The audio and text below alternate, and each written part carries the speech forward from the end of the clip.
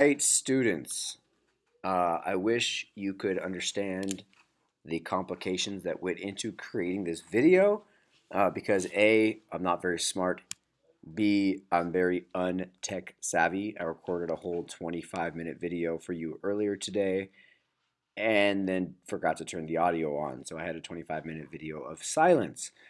And C, then I tried to, long story short, I'm terrible at technology, but it appears the problem is solved.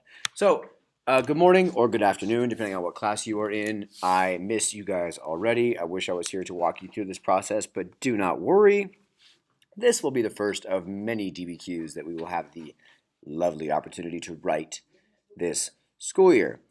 So the first thing I'm going to do for you guys is I'm going to walk you through the College Board rubric for DBQs that is provided by the College Board.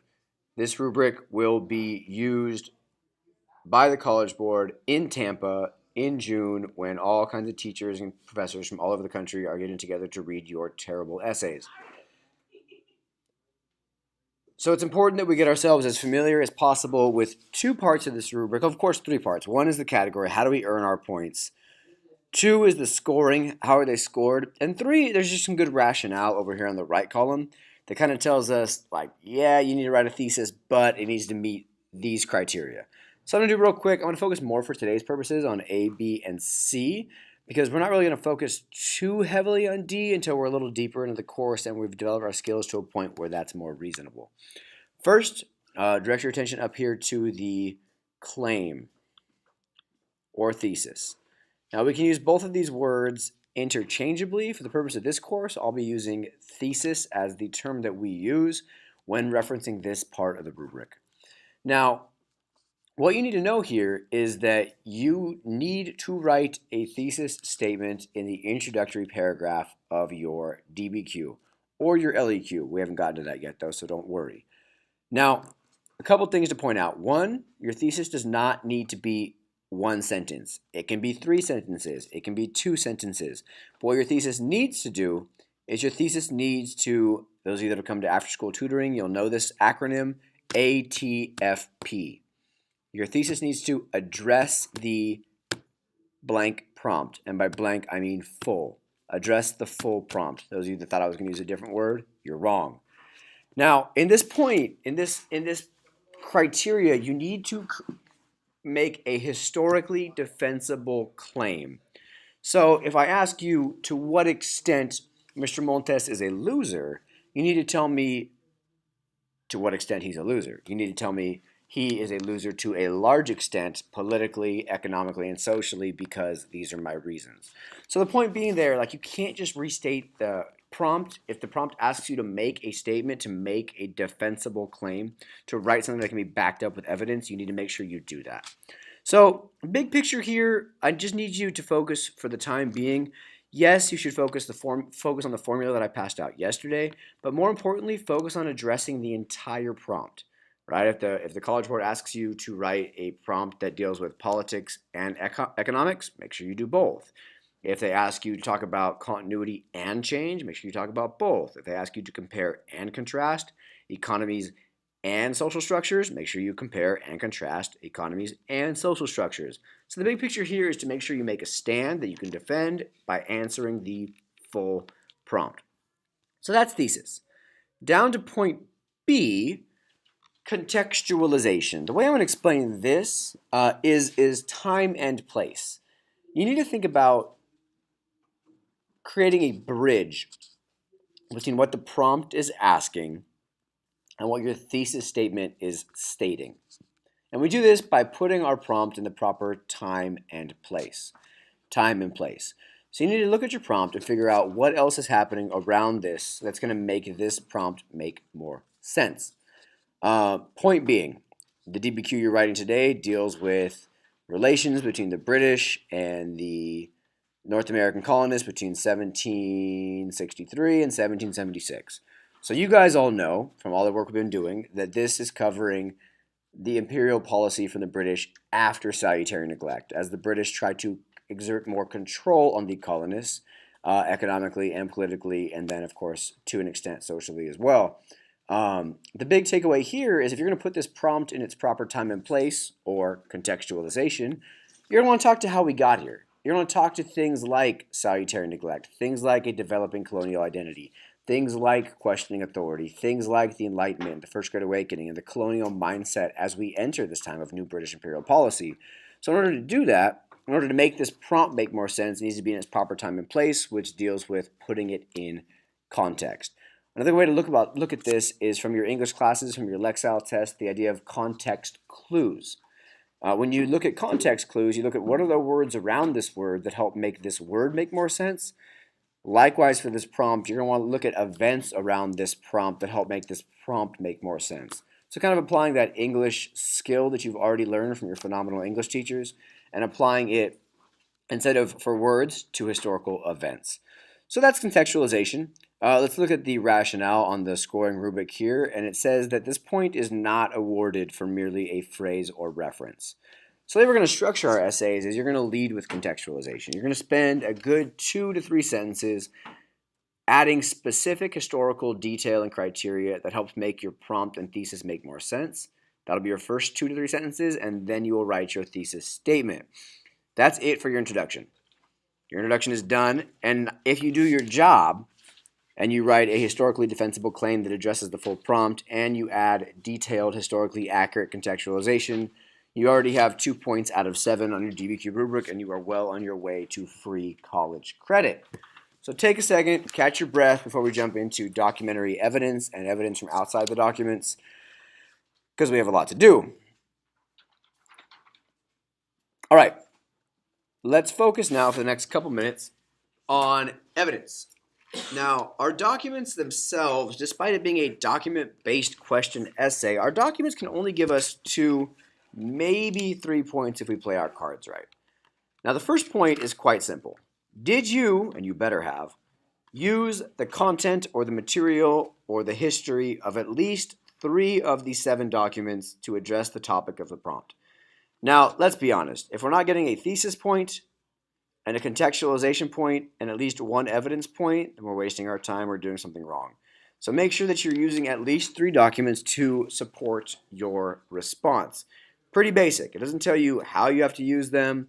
It just says you have to accurately describe. Don't quote. Don't quote, don't quote, don't quote. If you quote documents in your essay, I will light your essay on fire. As a fact, that is a promise that has happened before. But you're supposed to use the content of at least 3 documents to support your argument. The second point from the documents comes from your ability to use at least 6 of the documents. Did you look through your documents, analyze your documents, and find a way to weave 6 of the documents into your argument? Now that means that if there's one document you totally don't understand, or one document that's kind of an outlier that doesn't fit with your argument, you can leave it out as long as you're still accurately using 6. And look at our rationale. It says we need to accurately describe the content from at least 6 documents, and you need to support your argument with those documents. So here, if we're rushed, if we're unfamiliar, if the prompt is vague, if we're uncomfortable with what it's asking us, we can still write a claim. We can still write strong contextualization because we know our history, and we can at least use 3 documents to support our argument. If we're a little stronger, then we're over here in the second point category using 6 documents, and now we're looking at 4 out of 7 before we even get into our analysis points, which means that we are well on our way to passing the test. Now, there is another way to get evidence points, and this is asking you if you know your history. You get a point, quite simply, for using accurate historical knowledge to support your prompt if that knowledge is not found in the documents. So, for example, for the essay you're writing today, you're talking about continuity and change over time with British and colonial relations between 1763 and 1776, and on and on and on. And you know for a fact that you can talk about the First Continental Congress and the Stamp Act Congress and the Committees of Correspondence and the Boston Massacre, because those demonstrate important continuities or changes, mostly changes. Now, if those events aren't in your documents, you should still use them, because in this case, those still support your argument, and it's good writing, and it gives you an extra point for using evidence that's not found in the documents. So for this case, when I move over to our sheet here shortly, our how to write a DBQ sheet, I'll ask you to always brainstorm what you know about the prompt before you even look at the documents. And then you're using the documents as a support to your argument, not as the source of your argument. So to recap, we have our thesis written, we put our thesis and our essay in its proper historical context, we've gathered our evidence, and I'm only going to spend a couple quick seconds on analysis and reasoning because these will be much more focused for our 2nd, 3rd, 4th, and 17th DBQ of the year. The first point is one that I'm going to ask you to attempt today, but I promise you're going to attempt it poorly, and it's probably going to suck. You need to, or should at least attempt to, not just use 3 of your documents, but analyze 3 of your documents using your HIP skills. So if you use the historical context, or the audience, or the purpose, or the point of view for 3 of your documents to support your argument, you get an analysis point. So this is why I'm going to ask you to HIP document after document after document after document this year, because this is a way to get an analysis point that really makes a big difference between those scores that are 3 to 4 or 4 to 5. So make sure that as you are integrating your documents into your essay, and again, we'll get good at this over time, you're talking about the context of this document is, therefore it proves that such and such. Because that way you're demonstrating to the reader that not only do you know the history, but you know the history in enough depth to identify analytical points into these primary sources. So that's your document analysis point. Down here is your reasoning point. Those of you that took AP World History last year, it used to be called the synthesis point. It has since been reworked, which is fine because I'm assuming that 0 of you got the synthesis point last year anyway because Mr. Montes was your teacher. Now, here I'm going to ask you to ignore it for today, but I'm going to preview it as a means to understand it better later. The idea here is if we're able to compare the development in our essay here to a different time period, explaining how this development is similar and or different, then we can get a reasoning point. However, you've only learned one significant time period, so there's nothing to compare it to yet. So take a second and just read through the ways in which you can get this reasoning point. I believe, and I don't think I'm wrong, because I rarely am, that this is the hardest point to get on the rubric, but there are ways in which I will be supporting you in getting to this point. We're just not going to be there yet. So I'm going to give you 30 seconds to just read through this part of the rubric while I catch my breath. All right, 30 seconds is up. So this is your College Board attached rubric. Get familiar with it, know it, own it, be about it, live in it, and use it as a means to write a good essay rather than a checklist. All right, so give it a second. Now, do me a favor and jump over to your handout. It is 6 pages front and back for a total of 12 pages, and it is titled How to Write a DBQ. Since let's be honest, you need work on how to write a DBQ. Cool, so you're there now. I'm going to walk you through some things. There is space in this document to analyze all 7 of your documents. I'm not going to walk you through all that because once I walk you through one, in theory, that process can be repeated for the other 6. Now, this really follows the way in which I told you to write the essay in the first place. You're going to start with contextualization. For today's purposes, we can talk about things like salutary neglect. We can talk about the French and Indian War as kind of an entry point to contextualization. We can talk about colonial identity. We can talk about mercantilism. We can talk about colonization in general. We can talk about regional identity. We can talk about all the stuff that helps us understand why there is a change in British colonial policy after the year 1763 and what that change is coming from. So that's your contextualization. Give it 2 or 3 good sentences and make sure you're writing in specifics. I don't need generalities. I don't need the colonists were in America because they wanted to give me specifics. All right, get into it, prove your point, show the reader, in this case me, that you understand the historical context of this prompt. Now, you're going to jump from there into your thesis formula to approach the prompt. I kind of brainstormed for you already that if you want to follow the prompt, you can go although there was this continuity whichever you think is the most continuous, economically, politically, or socially. You're going to identify there and add your specific that proves it. And then you're going to identify the fact that there was change to a great or large extent because there was this economic change and this political change, really off of the brainstorm that we had in class yesterday. However, if you don't feel confident with writing your thesis this way yet because you just need a little more help and support, that's totally okay. You can write your thesis for today's purposes in the first couple essays as simple as there was economic continuity because blank, political continuity because blank, and social change because blank. Because it doesn't need to follow the exact formula as long as it does what? ATFP. Address the F full prompt. There you go. So from there, you have your categories. You have your economic category, your political category, your social category, you're in business. So we're going to slide on down to a nice little grid that I've created here for you, in which you can put your three categories, your economic, your political, your social, whatever it is, however you're structuring it, whatever one you think is the weakest, or the continuity to the two changes, or the one change to the two continuities, whatever you prefer, however you're going to write it, whatever you believe. Now, from here, you're able to later, once you've analyzed the document, to figure out, all right, well, document 3 really deals with economic changes. Document 7 really deals with political continuities, and you can come back and put them into the grid where they belong, which is a good way to plan for your DBQ. So for now, don't worry about this. You're going to come back and use this box once you've analyzed your documents.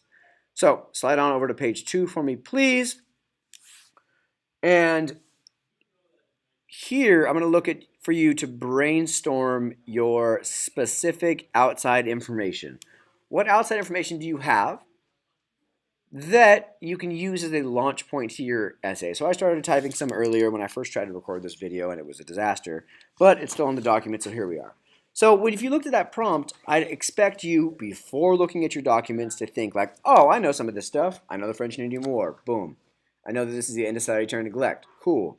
I knew that there's this new imperial policy, because Mr. Winchell's talked about it 37 times in the past 2 weeks, which deals with conflict and taxation and the proclamation line and British control and the Declaratory Act and the Quartering Act and the Boston Tea Party. And oh my God, it's so much stuff that I know. I don't know what to do. Write it all down. I also know that there's some political responses to this new imperial policy, like the Stamp Act Congress, like the First Continental Congress, like the Committee's Correspondence, like the Sons and Daughters of Liberty, and so on and so forth. And oh my God, there's a Second Continental Congress and everything. And then what am I? There's a Declaration of Independence, and I just know so much stuff. So much stuff. You better know so much stuff. Anyway, this is kind of the place for you to think about what outside stuff I know that may or may not find itself in the documents. However, I'm going to guarantee you that if you do this for every essay prompt, then you will find things that aren't in the documents that you can add to your argument that will then, over here, give you your evidence beyond the document's point. So make sure you always brainstorm what you know before you get stuck and bogged down in the documents. Excellent. Now we're going to look at some categories. Slide back up. Here is your category X, your although. So if you think there's one category of change and two of continuity, you'll put your change up here and you'll just brainstorm it before you even look at your documents. You do the same thing for your other categories with historical evidence all the way through. So you'll have a political category, an economic category, and a social category that ideally you're able to brainstorm before you even jump into the documents, because this is your way of framing your response before you have to even worry about what the documents are. Keep in mind, only 2 here, maybe a third point on this rubric come from the documents. Really, it's a historical essay that you're using the documents to access and to support your existing argument. Cool. So you can brainstorm that, put your categories in, you're good to go. Now, this will look familiar to the one-page handout I gave you yesterday, the little cheat sheet for APUSH writing. It's just sentence starters to help you use context, use audience, use purpose, use point of view as a means to get into, access, and analyze your documents. So go ahead and skim that when you get a chance. It helps, I promise. Again, much like the rubric over here, I'd get very familiar with these 4 tools if I were you. All right. Finally, you're going to, for each of your documents, do 3 things for me. You're going to describe it, who is the author, what is the date, if those are available. If not, that's okay. By putting it into a sentence, you're going to describe your document. For example, if we were writing a DBQ on World War II and appeasement, we might have a speech by Hitler and say, on August 1st, 1945, Hitler gave a speech about the war. Now, you've simply told the reader that you're using this document without, like I told you earlier, quoting the document, because that's a waste of time, a waste of ink, and I will light your essay on fire. Once the document is described, we need to create an analysis piece. This is where you're going to use your H, your I, your P, or your P, whatever you think is best to utilize for that document. And tell me, this shows, or this demonstrates, or this, the audience, the context, the purpose point of view of this is such and such. Therefore, and on your third sentence, you want to show how that helps prove your thesis. So describe the document, analyze the document, and then tie the document into your argument. 3 sentences for each document, and again, you never have to quote the document. From there, you can put it into an actual practice place for a frame to put it into a sentence, and then you'll do the same thing for all. There's document 2, there's document 3, there's document 4, and on and on. Now, I know that the document 1 is 2 maps, so it's kind of hard to create audience, purpose, or point of view for the maps. So that's obviously one that you'll have to use as a support to your argument without analyzing. It can't be one of these 3, but it still should definitely be one of the 6 you use because it's an easy map, one of which you've seen before.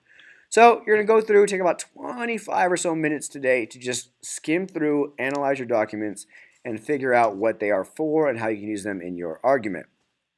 All the way down, document 6 is there, document 7 is there, and once you are done analyzing the documents, put them into your categories above.